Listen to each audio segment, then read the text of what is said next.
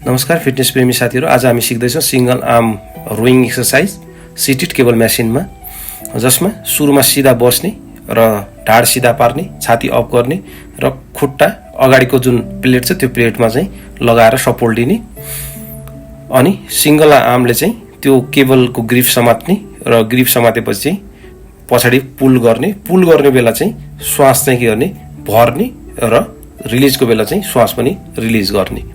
त्यो गर्दै त्यो एक्सरसाइजलाई परफर्म गर्ने र ब्याकमा चाहिँ मजाले के गर्ने, त्यो कन्ट्र्याक्ट गर्ने। त्यो कन्ट्र्याक्ट गरिसकेपछि मात्र के हुन्छ, हाम्रो जुन ब्याकको भी टेम्पर हुन्छ त्यो भी टेम्परलाई राम्रो गर्छ र पुरै ब्याकको सिमेट्रिकलाई चाहिँ एकदमै राम्रो काम गर्छ, जसले गर्दाखेरि चाहिँ ब्याकलाई चाहिँ एकदमै राम्रो देखाउन सकिन्छ। यो गर्दाखेरि चाहिँ हाम्रो चाहिँ लेफ्टी छ भने चाहिँ लेफ्ट ह्यान्ड चाहिँ अलि स्ट्रङ हुन्छ राइटी भन्दा, अनि राइट ह्यान्डेड भयो चाहिँ अनि लेफ्ट ह्यान्ड चाहिँ अलि विक हुन्छ राइट ह्यान्ड भन्दा। हो त्यो कुरामा चाहिँ ख्याल गरेर चाहिँ फर्स्ट चाहिँ विक ह्यान्डले चाहिँ पर्फर्म गर्ने, त्यसपछि चाहिँ राइट ह्यान्डले चाहिँ पर्फर्म, राइट भनेको स्ट्रङ ह्यान्डले चाहिँ पर्फर्म गर्ने। यो गर्दै गऱ्यो भने चाहिँ एकदमै राम्रो हुन्छ। र यस्तै छोटो र प्रभावकारी भिडियोको लागि चाहिँ मेरो आइडीलाई चाहिँ फलो गर्न चाहिँ नबिर्सिनु होला। धन्यवाद, नमस्कार।